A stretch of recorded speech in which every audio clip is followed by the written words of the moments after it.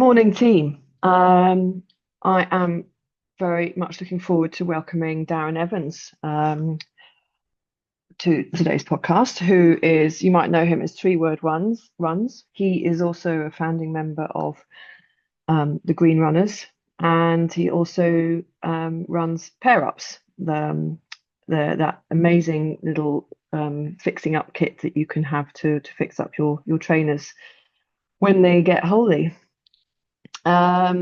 Forgive my appearance. I am in the middle of a house move, and yeah, there's chaos everywhere. So luckily, I'll be a very small box when Darren is talking. I'm also really happy to welcome Clair Heaviside as a guest podcast host. Claire is one of my testers. You may see her. She recently wrote a review on the Innovate Mud Talents. And she has given me some great support with Run Ultra. And again, I would like to thank Core Body Temp for their sponsorship and their support of this podcast. They've been very kind, and they've been supporting us for several podcasts now. I'm still waiting on Nick Hancock's review on their new sensor, the Core 2.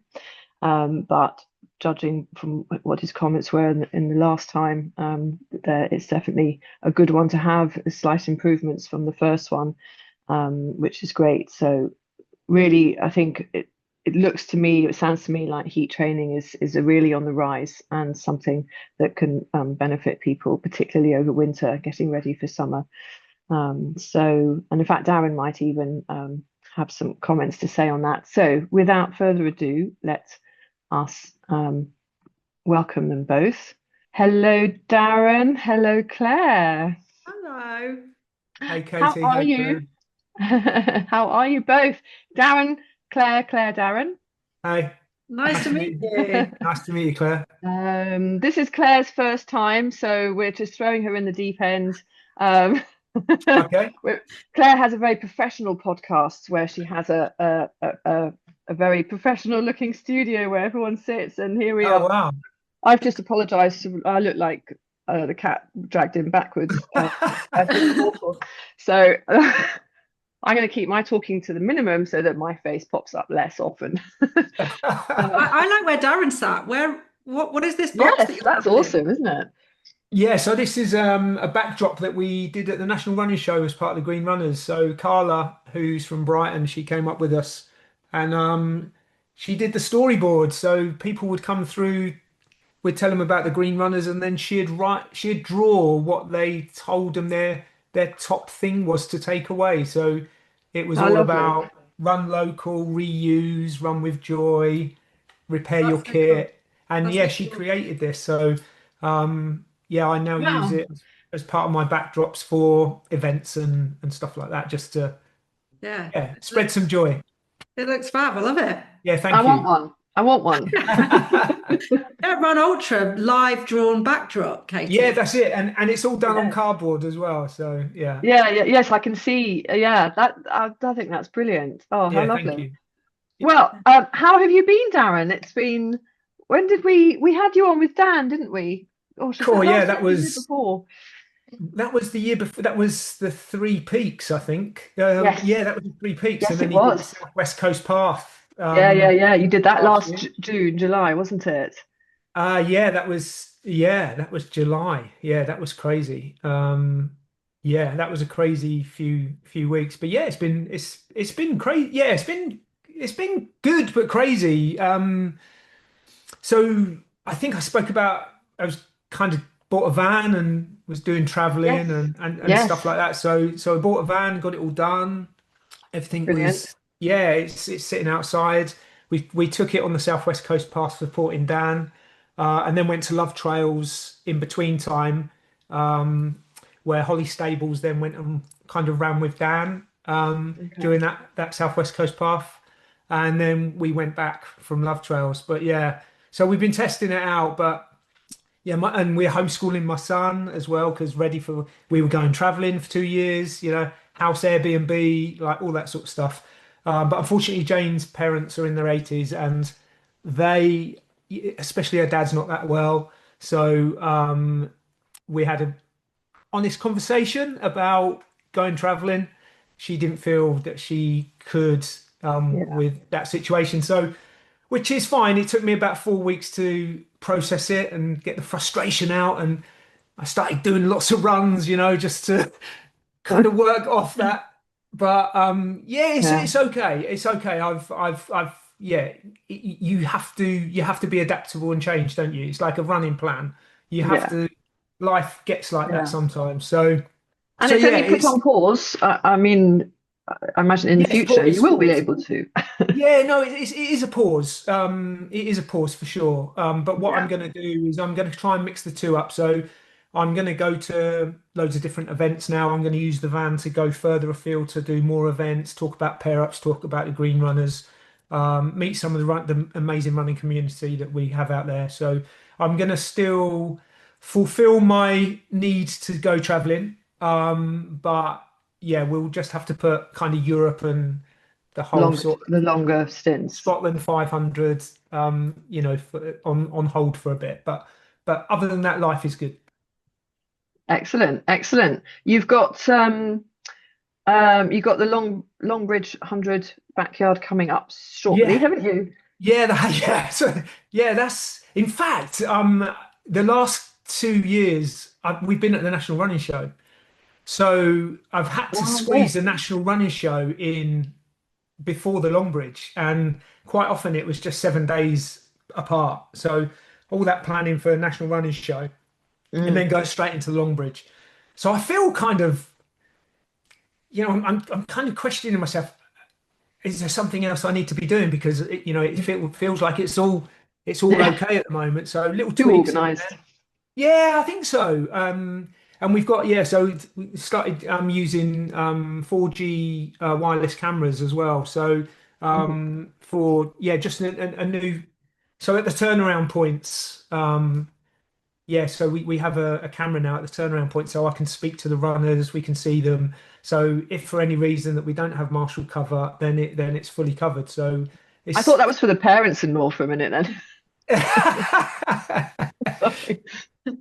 yeah, Darren, but yeah, what's your expectations for this year? Have you got some people on the start line that are going for big distances? yeah, I think so.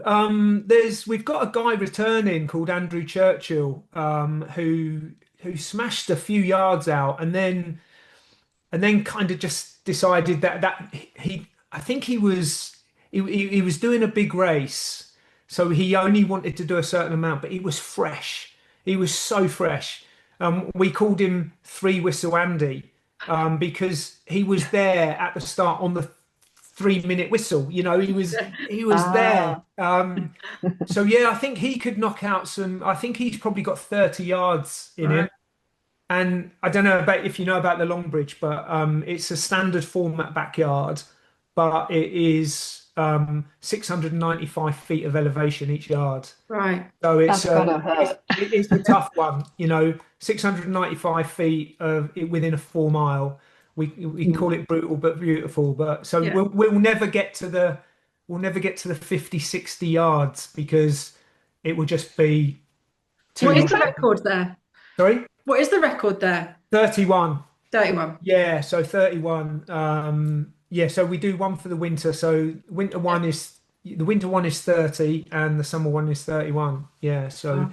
but this summer just gone, we couldn't even manage 24 because it was during that weekend when we had 36-degree heat and it Mm. was just crazy. And I Yeah. don't know if you've ever run on the South Downs with the chalk, Yeah. the Yeah. reflection, that Yeah. that kind of compounded the kind of heat element. So Yeah. yeah, Claire but did the South Downs 100 last year? I did. oh Yeah. wow, Yeah. amazing, Yeah. so So good. I know the South Downs Way pretty well, but Yeah, wow, but yeah, yeah.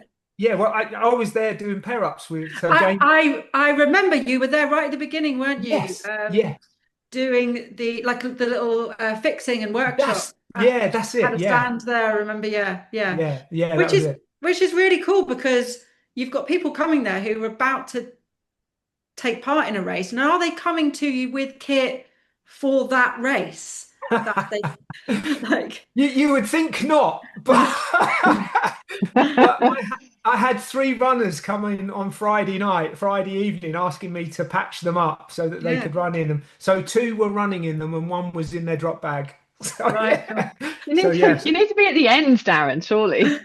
yeah. Well, I normally am on the South Downs Way 50, because yeah, so that's quite nice because they finish at a reasonable time. Yeah. Mm, Whereas, the finish on the 100, I could be there at three, Yeah.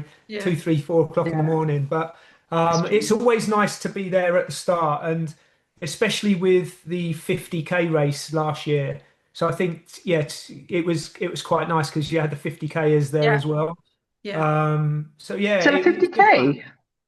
Yeah, they do a 50K run from the start of the 100 miler. Yeah, and it finishes at Queen Elizabeth Country Park, I Yeah. think. Super speedy, that one. It's a Yeah, super super speedy. Oh, speedy. right. Yeah. Oh, I Super didn't know Yeah. speedy. that. Is that all Yeah. part of the same weekend with the 100 and the 50 miler? Yeah, Yeah. it's all, yeah. So the 100 miler goes off, and then the 50 goes off after the hundreds have gone.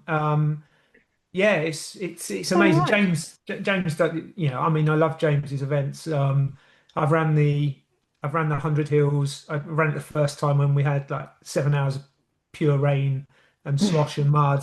And then I managed to run it with my youngest daughter last year. It was her Wow. Oh, first lovely. ever. It was her first ever ultra, and yeah, it was wonderful. Yeah, it was so beautiful. How old's your daughter doing her first ultra? My youngest daughter is 34.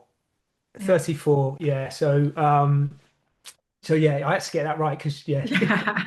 yeah. My Don't eldest think daughter's about that. 36. So And yeah. she got the bug now. Is she going to do more? Yeah, she has. Yeah, she's struggling with, fitting in training and stuff like that, but she really has got the bug, and I think yeah, I'm pretty sure 100% she's signed up for the Maverick Brighton Trail Marathon Yeah. that links nicely with the Brighton Marathon. I don't know if you know, but Yeah. the last 6K, you get all the trail runners and the Oh, road runners all running that route to the finish.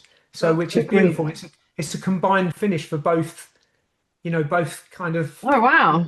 Yeah, it's such a nice concept. And I was Yeah. speaking I was speaking to Kate yesterday, Kate Chapman, because obviously I've got a bit of history with Brighton Marathon, with Yeah. calling out Buxton. Yeah. Yeah, Ah, Is yes. this the That was, cardboard water bottle?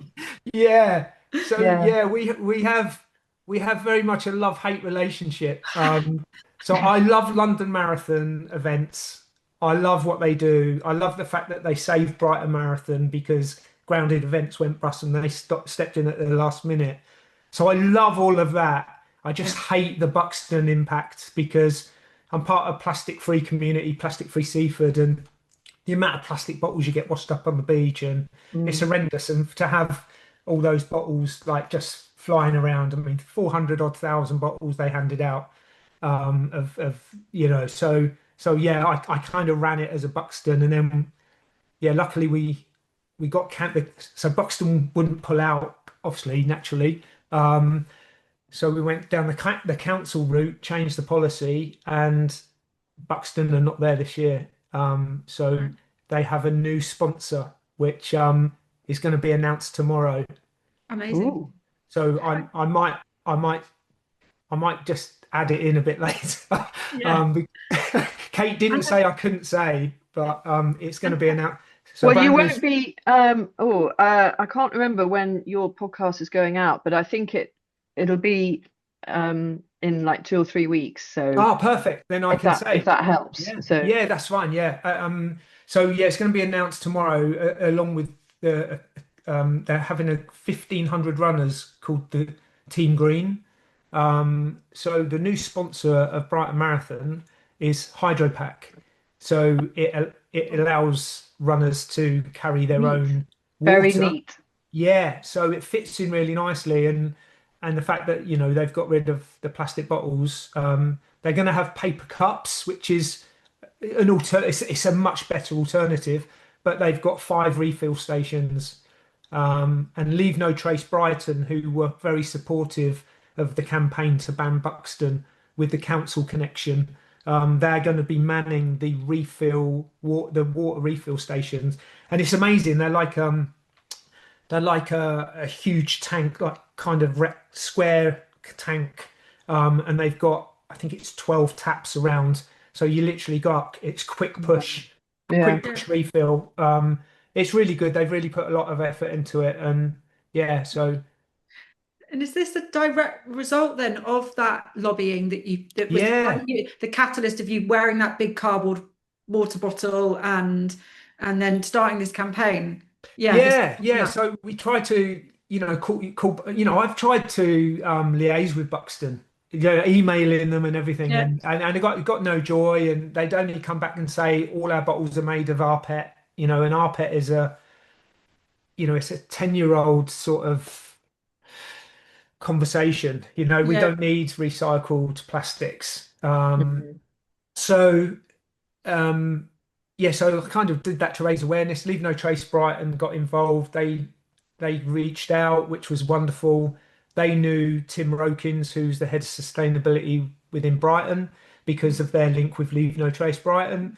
We had 3 meetings with the council. They changed their events policy, which then didn't allow single-use plastic bottles. So Buxton or London Marathon had to find another alternative. I just think that's so powerful because a lot of people who will be involved in running will have a sense of wanting to do something to make the planet better or the world better or life better for people that like being outside. They're Yeah, not quite sure what to do about it. You saw something that was really, really distinctive and almost obvious. Like, we're right by the sea. Why are we allowing thousands of plastic water bottles just to be thrown into the streets? yeah. And then you kind of galvanize this community groups together to say, like, we're not going to do it on our own, but together we can just change this one thing, and it's Yeah. massive. Mm. Yeah. I didn't realize at the time. I just did it for a bit of fun. I felt a bit of a prat, running. So I tried it out.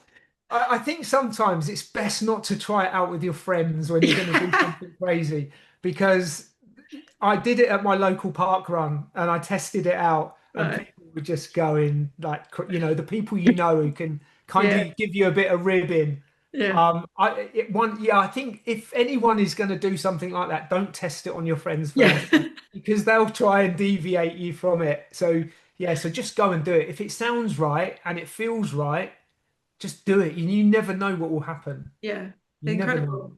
Incredible. So were Buxton under contract or something? Yeah, I they're mean, under. why? Yeah. Yeah, they got a 5-year sponsorship, so they're still going to be at London, Okay. because yeah, I guess the councils, because I think they run through something like 5 or 6 borough councils, that trying to get that policy changed, I guess, would be really Oh, difficult. right. So yeah, they're still going to be at London, but they're just banned from Brighton because of the single-use plastic event policy bit, which is the bit that we were able to get changed, which Yeah. is yeah, which is good, but yeah. Do you think I don't know if you guys have noticed the rising trend in wearing vests Yes, for road 100%. runners? And so do you think that must be really helpful because they can put the bottles, Mm. the soft flasks and A hundred percent.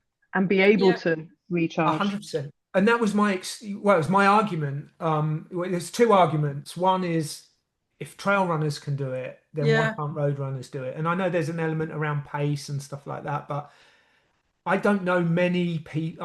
I don't know many runners that can run and drink at the same time. You have to, as in, from a cup or whatever. So and also, if you're training for a marathon, and it's maybe your first or second marathon, you're gonna have to put maybe 2 or 3 20-mile training runs in. Yeah. You don't have someone giving you a bottle of water every 5K. You have to be Mm. self-sufficient. Yeah. And one of the things I noticed last year, so I was there last year with Pre-Loved Sport. So Pre-Loved were invited down to Brighton Marathon, and I was helping them out on the stall. And then once my shift had finished, I then went and watched the majority of the marathon up above the marina by Rodine School, and I took loads of videos, and it gave me so much hope. I saw so many runners running with vests that I hadn't seen the 2 years before when I'd Yeah. run the Brighton Marathon and saw all the plastic bottles. And so I Mm. think there's I think there is a sea of change happening. Yeah.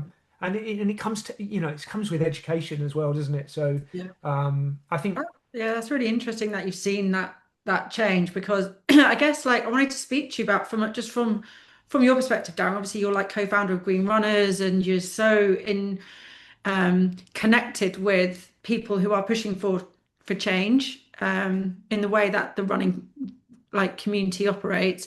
But then there's also at the same time, I guess, this like you would say boom in the popularity of running, and particularly in road running. Now, I hesitate around that because it's only within certain demographics. It's not like everywhere, but those demographics tend to be generally younger people in yes, cities.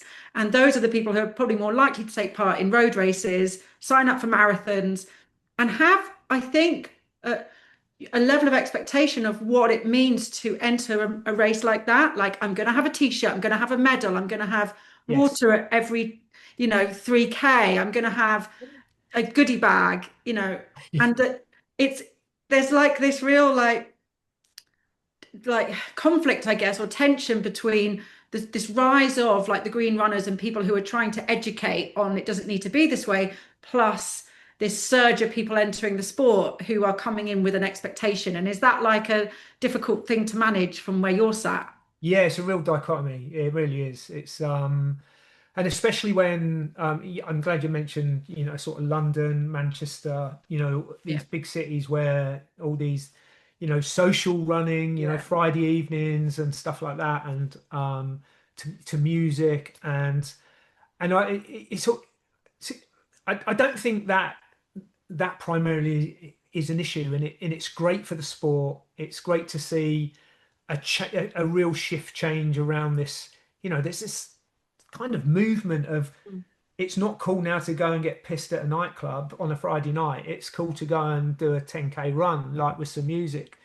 So I love that element of it. What I don't want to say hate. Yeah, what I hate about it is, most of those small groups are run from WhatsApp groups. So you have a run leader who has they set up a WhatsApp group. But now these brands are now yeah, infiltrating these WhatsApp groups, and that's something that you just can't, you yeah, know.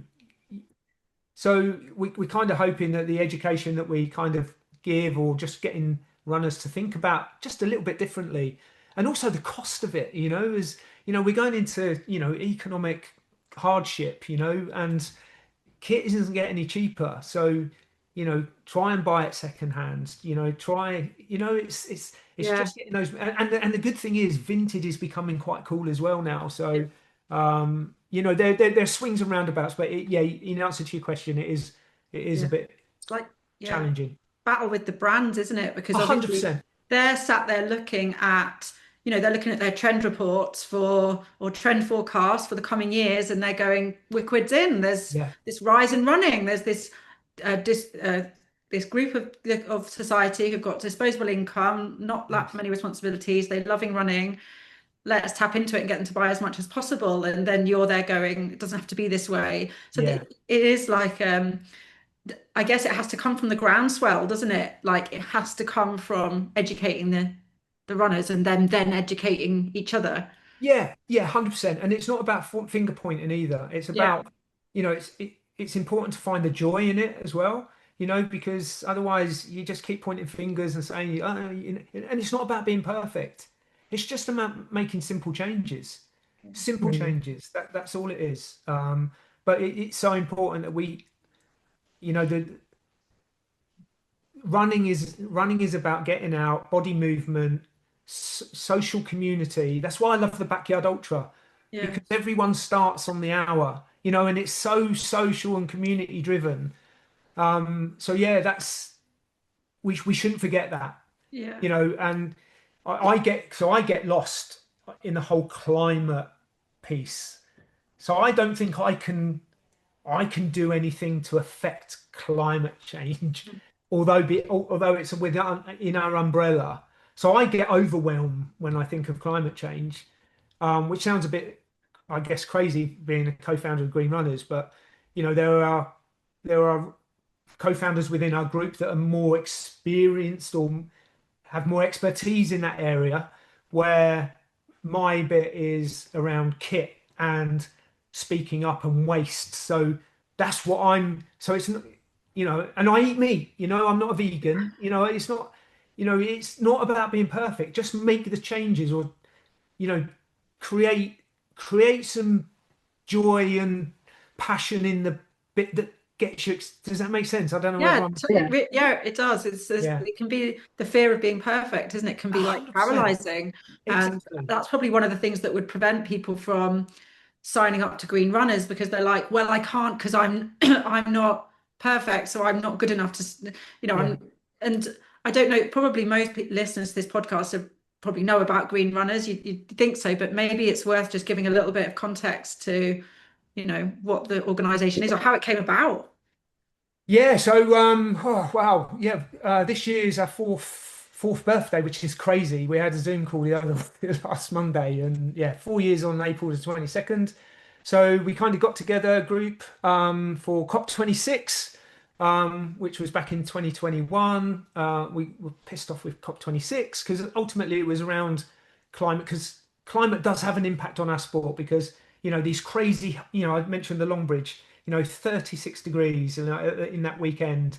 It makes it almost impossible. And then you've got athletes that are collapsing in Europe and all over. So there is an element of climate change. So that's why we kind of, it was around climate initially. And then we started then looking into the amount of waste. So we all came together and gave our bit. And then, yeah, we've got 4 pillars: how you move, how you kit up, how you fuel, and how you speak out. And we ask is runners to make a pledge under one or all of those pillars, just about something you're going to change. So it may be under kit, no new gear for a year or something like that. So it's real simple stuff. And yeah, it's thegreenrunners.com. If you join, you make a pledge, you can then get a Green Runners badge. And ironically, I've so there's a Green Runners badge there. So I actually send out the Green Runners badges. That's part of my job. So anyone who signs up will get the Green Runners badge from me. But ironically, so we get these made on old t-shirts, old race t-shirts. Pre-Love Sports make them for us. And ironically, I don't know if you can see on the back. So so so my history is I was 36 years with ASDA. Right. And we only got these on Thursday last week, and it's just come full circle. It's like, and what is it? What is it? What was it? Sorry? What was it? It's an old t-shirt. It's a race t-shirt. They were raising money. So the ASDA Foundation, it was there was a one. So they were doing a run for a colleague, or so these are like the old race t-shirts, and that's what we do.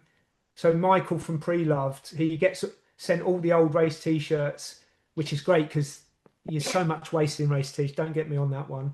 But yeah, it's ironic. I sent out the ones on Friday, and ironically there's that. So in my first keeping it.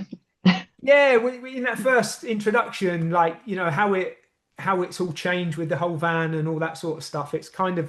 That was kind of like a message, like everything's come full circle, so you got to remember, the small stuff as well, and take value in that. I don't know if that makes sense, but yeah.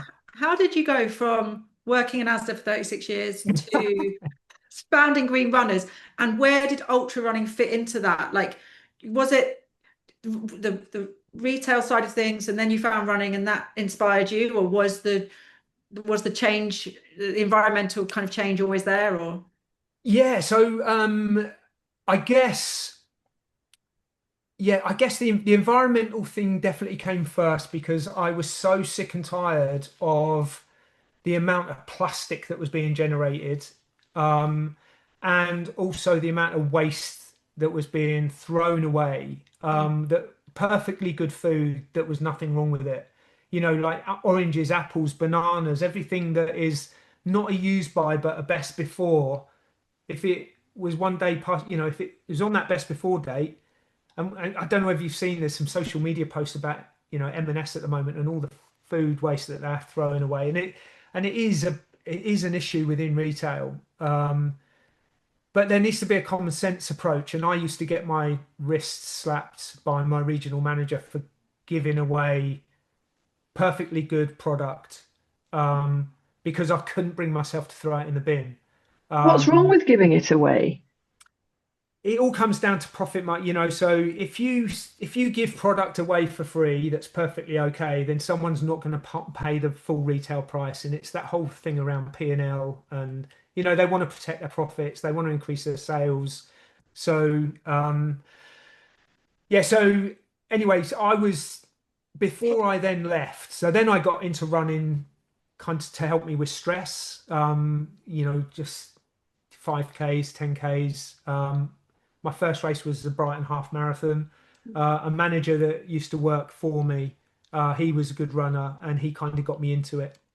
So we run the Brighton Half for the first time, and that kind of got me into it, and I loved it. And I used to then get out just to de-stress from work, because I was running these big multi-million-pound shops. And luckily, after having a few tough conversations with my regional manager about the amount of waste that we were generating, we then were the catalyst for FareShare. So we then created a partnership with FareShare, where any product that had gone past its best before, we could then donate it to FareShare, and FareShare would distribute it to food banks. So that was kind of, so in answer to your question, the environmental piece came first around waste, and then I started running.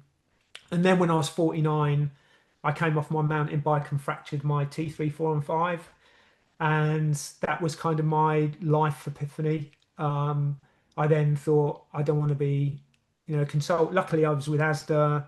I had full BUPA cover, etc. And the consultant said those injuries are normally associated with a broken neck. So I kind of reevaluated my life a little bit, and then I had a 5-year plan, and rather than like spending money crazily, I started saving, putting as much as I could into my pension, and then I retired when I was 54, just to run and be out in nature, and just that, I don't know if that makes sense. Yeah, of course, it makes so much sense. And then because I didn't have the stress of work, I then found myself writing odes. So Yes. I became quite creative. I wanted to ask you about your odes. They're on your website. So yeah, tell us about that. Yeah, I'm left-handed, so there's an element of creativity, I guess. But yeah, I try and get out what I'm trying to say. I kind of found a way of doing. So I started doing West Ham odes. So me and Dan are big West Ham fans, and I used to watch the game and write an ode as it was played out, and then video it, and then obviously then started writing about running. And then when Dan did the jog, I wrote about him and then sent it to him, and then that's how kind of we connected. And then so I just started writing odes, and that was kind of the catalyst for the kind of Green Runners, because we did a ode runners for climate change, and that's where Jasmine, Damien, and everyone had. So it was really lovely that Damien used his contacts to get everyone to record a bit, and then I put it together, and then we shared it, and that's the kind of that's how the Green Runners. So it was bizarre. It's amazing when you tell your story, because it, like, every part of it just joins up like really perfectly in looking back. But I guess at the time you were just kind of following what you truly believed in and trying to make an impact where you could. And it's just phenomenal that you've got such a movement now, because Green Runners is like global. And what's your, I mean, do you and the other co-founders, do you have like a plan for what you want it to be, or what you think it might become? We're working on it. Global domination. Say again? Global domination. Global domination, yeah. It has been a journey. It started off as a WhatsApp group. So and then we kind of found the greenrunners.com on a Zoom call, very much like this, and we bought the domain name straight away without really thinking about it. So everything's been a bit kind of from the gut, I guess, rather than strategy. It's all been from the heart and the gut. But we just started, so we're ready to release. We've been working on greener clubs and greener races. So we've been able to create a audit. So like for greener clubs, so we're using our partnership with England Athletics, where we can help running clubs become more greener. So they do a self audit, and then it tells them how they're doing, and then gives them suggestions and resources of how to become more green.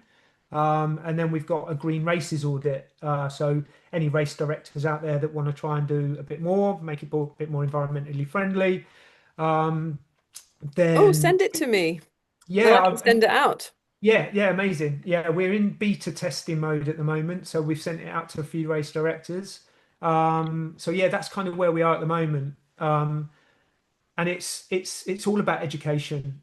You know, me and Nina have got a call with a lady from the Killian Jornet Foundation about their race kind of audit as well, that they've just released. And it's not about, it's not about being the best, or it's just creating something where we can create change, if that makes sense. So if you can, if you talk about goodie bags, if you can get rid of buying crap from China into a goodie bag that 50% of the products they're not going to use, i.e., t-shirts or whatever. If you can maybe get local artisans to create something, it's keeping that local, it's keeping a local business. It's like you've got behind you have the option to opt out of medals, and it reminds me of Robin's Kettle Tune Fell race, Katie, that he organises, and the local school create the medals. Oh yes, and yes. So when you cross the line, you get like one of the children handing you a medal that they've made, and it's beautiful, and and sustainable, and something that you actually want to keep. Yes, rather than and it's got feeling behind it and meaning. It's so easy now with online shopping that you can get anything you want, but is it meaningful? What does it mean to the local community? What aspect of the race does it relate to? And I think that's what we need to just bring it back to. Like, why are we running? Why are we running? Yeah, why are we running? Are we really running for the bit of metal on a ribbon at the end, or 100%. Are we running for something else? Exactly that. Yeah. The other thing to bear in mind, I've spoken to some people about races that are held abroad. It's so much better for the race itself, for the event, if they've got local communities providing local, or they're there with local stands offering cheese, local produce. It's part of something that's more meaningful, something that they can take away. It reminds them of the race and of the region, and as you say, it's not something that's just been bought on Amazon for 50p. But it also draws in. It's giving back to the local communities around that race. So it's almost a sort of a no-brainer. Why wouldn't you? 100%. Yeah. Involving local community. So I can only base on what I know and what I experience. So we give a bag of coffee to our Longbridge winners, it's literally roasted on site, liquid spirit coffee roasters. They literally are 50 yards away from the start finish line, and we put it into a 4.167 ounce bag, to represent the 4.167. All our food is produced by Beth's Kitchen and Cakery, which is seafood based, and it's all vegan, vegan malt loaf, vegan flapjack. So it's really important that it's creating a good feeling with the locals. Yeah. So often having trail races, people can get a bit, "Oh, I don't like them running around and leaving marks and whatnot." So you're creating um, a, a a relationship with your local community and giving back to them. Yeah, 100%. The Hugh Williams from She Ultra is brilliant at that as well as a race director with Beautifully Brutal over on the Limb Peninsula. I know one of his philosophies is very much about it's the local brownies and Girl Guides, and it is all the local people that are manning all the aid stations. He never wants it to be, I'm bringing in a team and then we're just going to disappear 48 hours later. Very much about bringing and showing off that area and showing off the produce and the people that are working there, and bringing helping the local economy as much as possible. And so people do really care about these things. It does make it more meaningful and special, and then it creates a better vibe for runners as well. Yeah, which is why I now love looped races. Looped races are so much more environmentally friendly than point to point. Yeah. You have to create this, especially on the 100 mile, and me and James have spoken about it, and but with Dan, we were able to prove that you could crew on a mountain bike, so true. Yeah, so you can, there are ways around it, and I'd love it. I was at Blue Earth Summit, and I spoke to Chris, head of Sport England, Chris Boardman. Yeah, and we had a really lovely conversation about trying to incorporate races where the best runners get crewed by the best cyclists. Just to try and bring that community together, which I think would be wonderful. So yeah, it's the cyclists are a bit faster. Yeah, but if you could, yes. They're just well, you're saying that. So Dan, when Dan did the 100 miles South Downs Way, when I crewed him, he did it in 14:32, which at the time was the second fastest time. Wow. And I wasn't allowed to cycle behind him. I had to use the road network, like every other crew. So you're putting in a lot more kind of miles to try and stay ahead, to be fair. But it can work. There are ways to make them more sustainable, for sure. Yeah. And I guess that brings us on to, we talked a little bit at the beginning of the chat about the backyard. Now, I'm going to just pick your brain because I got caught up in Sarah Perry fever and accidentally signed up for a backyard this summer. Now, I don't know if I'm 100% going to do it yet, but I did get caught up in it. So it's a Suffolk one that I've signed up for. Nice. But Darren, give us your insight as a race director of a backyard, and you also do, is it the Raffini? Yeah, the Raffini Run, which is as well.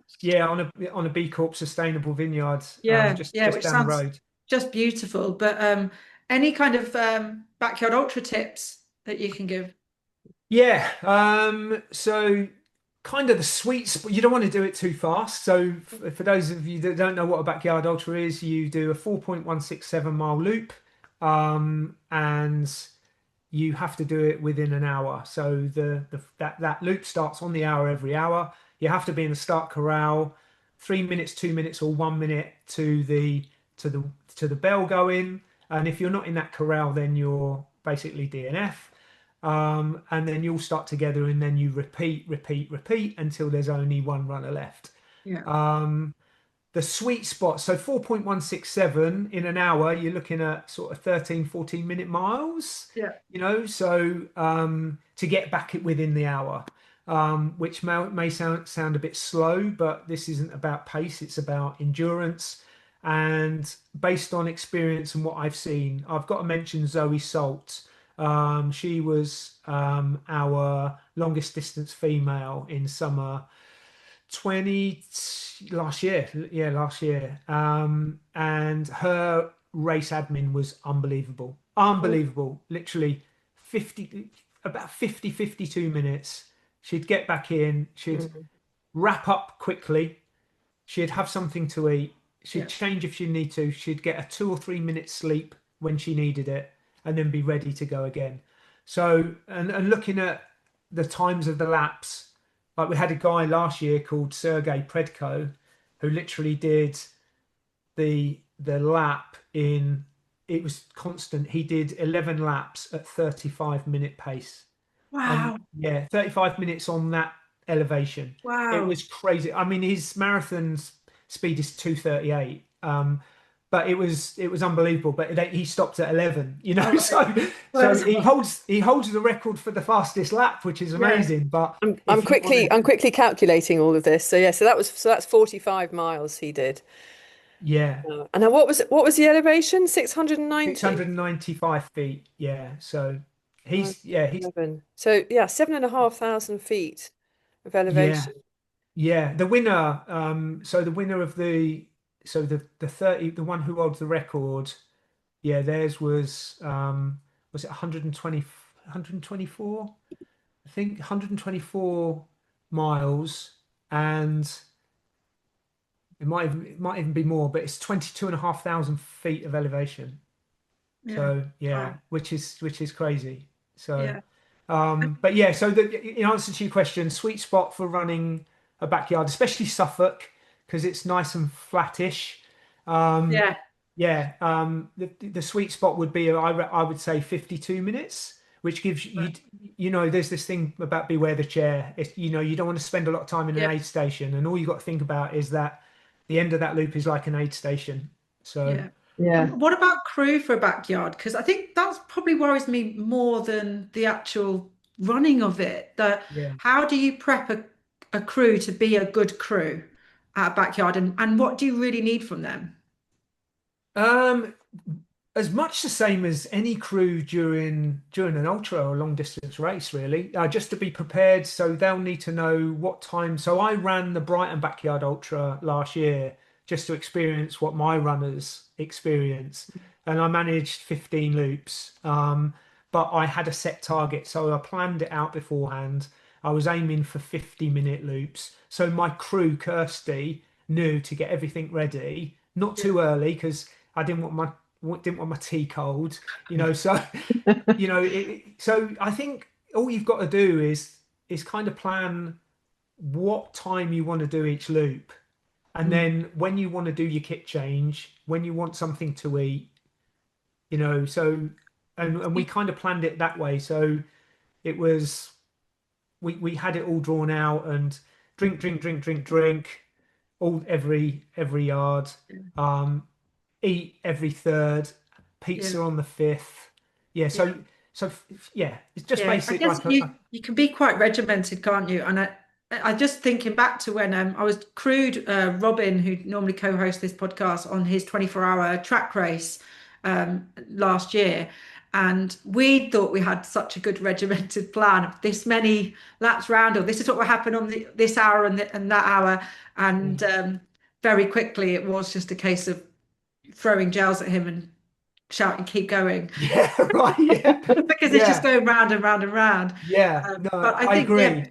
Maybe it's with the backyard. You can be, because you have these 10-minute slots where it's like, we're going to prepare for that 10-minute slot. We're going to be really focus our attention in that slot, and then we've got 50 minutes to go away and prepare for the next one. And it is more regimented, isn't it? It's much more regimented, because you literally start a race every hour. It's effectively a new race every hour. So like Sergey, he had 25 minutes downtime. Yeah. Which, like, that would do my head in. I'd be just But yes. But then others would come in at 57, 58 and be really constant on 57, 58, and then take stuff out with them. Yeah. So it's not about eating it all or drinking it all before it starts again. So yeah, it's really interesting, but I really love it. I do it just for the community feel, and the biggest bit of feedback I get is we get runners that have never done anything like it before, not even an ultra, because you can kind of set your limit at a sort of a marathon, or it's and they learn so much from the more expert runners that you've got in the field. So everyone's talking to each other, everyone's social, everyone wants everyone to get back. It's a real community. It's amazing. And I imagine it also gives everyone that is crewing back at base, they've got their own little community going. Yeah. You've got opportunities there for local producers to come and set up a stall, sell pair ups, have a sort of, oh God, the shoe's gone. Can you mend this quickly, please? Yeah. Or whatever. You've got a base that's in use constantly. Yeah, no, 100%. And I think that's where I'm really lucky in the fact that we use two barns, like farm barns, because in at the Brighton Backyard Ultra, it was very windy at times, and a couple of the guys that turned up with a gazebo, the gazebo just collapsed. It's literally gone. So you have to take that into account as well. So if you are having crew, and we open out to camper vans or cars where they can base themselves out of a camper van and car. So if it's going to be sort of inclement, if you've got a camper van, it's the best option because it's sturdy, it's safe. Yeah. Whereas your gazebo, you're taking a bit of a risk with the elements. Does it get a bit crowded at the? I mean, runners presumably want to be as close to the line as possible, so they're not hobbling off too far. How do you manage that? Yeah, there is an element. It's first come, first choice, really. So yeah, we have we like to say we have the two main barns, which the majority of the runners use, and we have about maximum maybe 8 camper vans or cars that use the space just outside the barns. And for seating, all we offer is a hay bale. That is it. So every runner's space has a hay bale to keep in with the kind of natural element of it, but also you don't want them to be too comfortable. So we don't want them to be. So, get back out there. Get back out there, yeah. So well, they also make quite a good bed, don't they? Yeah, they do. In fact, David Bone. Last winter, David Bone was running with Jan Vush who won the race. David was the assist. David's crew got everyone's hay bale and made like a double bed. It's like his own separate house made out of hay bales. It was so funny. But yeah, it's just brilliant. And they're the little stories that you get where you don't get in a point to point. You're lucky if you maybe see 4 or 5 people that you have a chat with on a point to point. And again, that's why I love it. And big shout out to Sarah Perry. I mean, she's unbelievable. She's unbelievable. So kudos to her. And it just raises when you have runners like Sarah and Jasmine, it just raises the profile.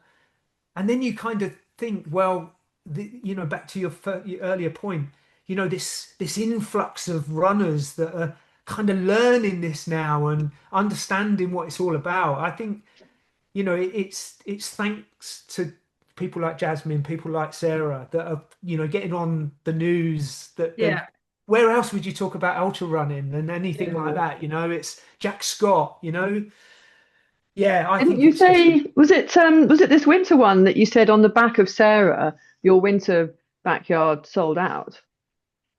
Yeah, well, we do always sell out, but we sold out early. Yeah, we literally sold out early. In fact, I've still got 22 on the waiting list, which is mad. And in fact, I've just had a runner called Lucy Farrell, her training hasn't gone to plan due to illness, so I've deferred her to the summer one, and it's just freed up one space on that waiting list. So we have a 24-hour. So you get an email, and then you've got 24 hours to make a decision whether you want to come in or not. So that's interesting. But yeah, I think so. And our summer race next year is a silver ticket race. So the winner gets automatic entry, providing they're UK based or from the UK. They get into the top 15 to represent the UK in the World Championships in October. So this is the summer one is. January one's amazing, and I work them around the full moon as well. So we got full moon on the 1st of February.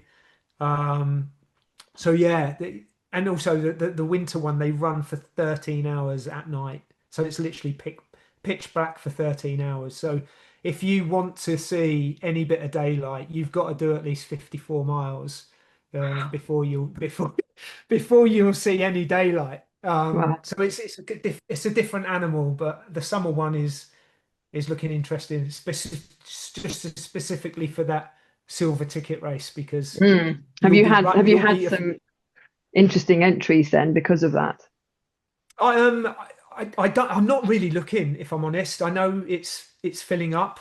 We've only got 10 spaces left. So, and I won't look at that until I've got this one out the way, because I have to compartmentalize things. Otherwise, I could be completely all over the place. But it's going to make it interesting for sure, because, you know, that prize of you'll be running in the same team as Sarah Perry if you win the silver ticket race, no matter what distance you do. And what, you know, yeah, brilliant. Amazing. Come on, Katie, let's go for it. Yeah. So you want to change out the Suffolk one? Yeah. Yes, Claire, I think that's far more relevant to you. I'm definitely not ready for a Katie, come down. But I really would. It's definitely on my to-do list, but I have zero endurance at the moment, so okay. Okay, I have one last question for you. Okay. Claire might have one as well, but I really want to know, and it's a bit of a curveball. What is a Fibonacci sequence? Okay. So you've obviously read a recent post. Yes. So there's this theory. So Nikola Tesla kind of came up with this theory, and I've been really interested in it around energy and free energy in the ether, as in AETHER. And there's kind of a feeling that he was able to harness energy from the ether, so free energy. And he had this mathematical equation called the vortex, which kind of links everything to resonance and energy. So instead of multiplying numbers and getting a sum, what you do is you add up the individual numbers. So and the sequence, if you add up all the individual numbers, is 1, 2, 4, 8, 7, 5. So no matter what number you pick, if you double it and add the individual numbers, no matter how many times you do it, you could do it for infinity, you would always get the sequence 1, 2, 4, 8, 7, 5. 1, 2, 4, 8, 7, 5, and it repeats itself and it repeats itself. And it's linked to the way leaves form. It's linked to the way our DNA is constructed. It's amazing. It's just, it's really got me thinking about things completely differently. And in fact, there was a lady commented on my LinkedIn post, and she's a sleep consultant, and she kind of reinforced that it's all about rhythm and energy, but natural energy. So I think that we are, we're just a battery, basically. We're a salt battery. I mean, if we were to collapse in the street, the first thing a paramedic would do would give us a saline drip to make us better, which is salt water. So it's I've really started looking how, holistically we can. And are you thinking about tapping into that? Yes. Obviously, I mean, your joy of running is a huge part of who you are, and your I suppose the importance of being happy, staying happy, staying positive. Do you think that somehow you do this you sort of tap into it naturally, or is it something that you think you can tap into consciously? And right, I'm miserable, I need to tap into this Fibonacci sequence to cheer me up. No, I think I'm half cup full, but I have my moments, and then I rely on that to keep me half cup full. So I don't say I ever wake up like, but that's because I run. It's because I eat okay. It's because, I'm grateful. And a lot of people use the word grateful, but I guess going back to my earlier point, I fractured my T345 and was told by a consultant I might never walk again.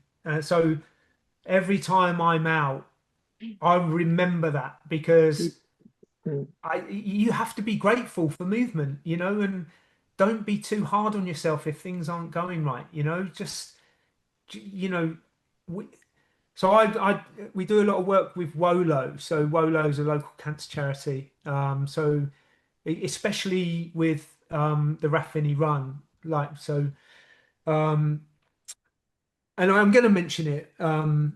So on Friday, we went to a funeral for a lady called Judith, who's Hungarian. She moved over to the UK, married Martin, had two girls. And 6 years ago, she was diagnosed with breast cancer. She fought that, went into remission. 4 years ago, she had a brain tumor, went into remission, fought that. And then Wow. this year it came back, and sadly she was taken away. But her spirit and her joy. So she used to join us for Wolo Wednesday. We used to do a movement session around Arlington Reservoir. And she was there, rain or shine, and always smiling, always asking why, and just grateful for being out. And I think when you work, so not only personally what happened to me, but also I'm aware of other people that have that taken away, that taken away from them, and we have to be grateful. And yeah, we can put times on, and if we want to do a 50K and we want to do it in 5.5 instead of 6 we did last year, whatever, that's fine. But be in the moment and enjoy the moment. We can put too much pressure on ourselves. So yeah, so the Fibonacci is really interesting, because it's that whole energy sequence and rhythm, and yeah, I just love the whole idea of it. So I'm very early into it, but it really is resonating with me. Yeah. And neural pathways, the way neural pathways are made as well. So yeah, it's so clever, so clever. So sorry if I've got No, that's fantastic. Thank I you. love that. Yeah. Really, Yeah. like, That was a curveball. I wasn't really, expecting. really powerful curveball, which I wasn't expecting from that question. I didn't know what Katie was talking about at all. Yeah, right. Yeah. Well, I didn't Yeah. either. That's why I was asking. Yeah, Yeah, but no, also bone density, the way where bones are structured, it all relates to Fibonacci, wow. and But is this vortex like the math. patterns, like in snowflakes Yes, and yes, no, in nature? 100%. Yeah, Yeah. and leaves grow at a 107-degree angle, which also is Fibonacci. And music, so musical notes are created using Fibonacci.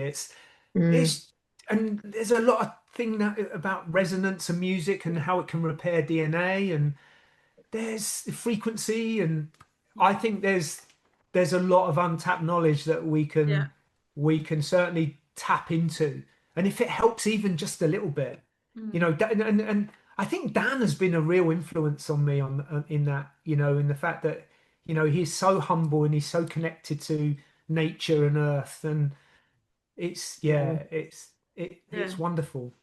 It does feel like it's what you're talking about there really is about connection, because these Yes, things aren't coincidental. It is like we are all connected to we're each all other. We are connected. all connected to this energy and to nature as well. And Yes, we can find these things, and it helps us to understand that connection a little bit better in our human rational minds. yes. So it's becomes something that we can then apply within our human rational lives, and that's really interesting and definitely something I'm going to explore. So Yeah. yeah, And very good. important, I think, in today's day and age, digital, blah, Yes, blah, blah, that, we need to remember to reconnect and reground Yeah, ourselves. yes, yeah, 100%. Yeah, my wife Jane's a solution focused hypnotherapy, so she's got the science. So around our primitive brain and our intellectual, or primitive brain and our intellectual mind. So sleep is so important, because REM is almost that data assistant that's filing away all the stresses of the day, to be able for us to manage. Because if you don't have that REM and you don't have that admin assistant filing away everything that's happened in that day, and it carries over into yeah, the next day, that's when overwhelm happens. So sleep is so important, and it's been proved now that sleep is so important. yeah. So yeah, sorry, I just, yeah. No, I don't. Brilliant. No, thank you. Claire, have you got any last questions No, before we let down I again? think that's a really I kind of just want to go away and do some research on Fibonacci. And vortex math. So vortex math systems. Math. Yeah. And because I think that's just a really nice and interesting thing to think about, and especially when you link it to that idea of connectivity and gratitude. Without gratitude being writing affirmations, it's actually like something tangible and real that you can feel, and then impacts the way you feel about life and yourself as well. So these things are really interesting and important to talk about as well, because if we're ultra runners, we're generally people that are going to be open to that kind of connectivity, and we care about nature because we owe it a lot. Yes. We owe it a lot because it does a huge amount for us. Just really, really brilliant and fascinating to speak to you, and just great to meet you and feel your energy, Darren. Thank you. Likewise. Are you a green runner, by the way? I am a green runner. Yay! Yeah. Good stuff. That's my pledge. I haven't got my badge though, so I'm gonna have to get my badge. Yeah, I'll send her for a badge as long as it gets. I want one with Asda on the back. Okay. We've got different ones. Yeah, it's all good. Yeah. In fact, I just sent one to Holland, to a lady in Holland who signed up. So I found an orange one for her. Good. So we try and that's brilliant. So do you get sent? I presumably you get sent a sort of huge batch in one go, don't you? And then So Michael at Pre-Love. So Dan used to do them when we first started. Dan used to do them for us because he was involved with Rerun. In fact, I've got a Rerun top on, which is it says play on Saucony, but it says so many because of the amount of trainers that are produced each year. But Michael, Michael at Pre-Loved. And going back to kit, if you want some cheap kit, go to Pre-Loved. They're absolutely amazing. And Ali, bless her, she's out on the spine at the moment. Doing the spine right now, isn't she? Yeah, she's doing really the spine right now. So big shout out to Ali. Yeah. Backing her. Who else? Claire, who are you following at the moment? Well, I had a friend doing the Challenger South, so that was my obsessive dot watching over the weekend, and he finished last night at Challenger South, and about 7 o'clock last night. Nice. So now, I'm just watching the battle in the sprint, Damien and John, and Ali's in the main spine, isn't she? Yes. So it's just up on my computer all the time, and I'm just jumping between the races. Yeah, when I last saw she was having a sleep at Hawes, I think. Yeah, so, I kind of get fixated on certain people, and then I just, wherever they are in the race, wherever they are, usually back of pack is great to watch as well, because you just see people running together and you think, what's going on in that little pack? I bet you're all having a great time. Yeah, amazing. Yeah, so many good things going on. But there's some pretty horrible weather, isn't there? Yes, there is. Obviously it's what you expect, but still. Hats off to anyone that's out there all night on the trot. Just really incredible stuff. Definitely. Keep going, everyone. Yeah, keep going. Hopefully you've all finished by the time this comes out. Oh yes. Yes, that's true. Yeah, I forgot about that. We've got problems if someone's still out there. What's the date today? It's the 13th of January. It's Tuesday the 13th. So we've still got a long way to go for a lot of people, but not that long. Thank you so much. Thank you so much, Darren. Thanks, Katie. See you both soon.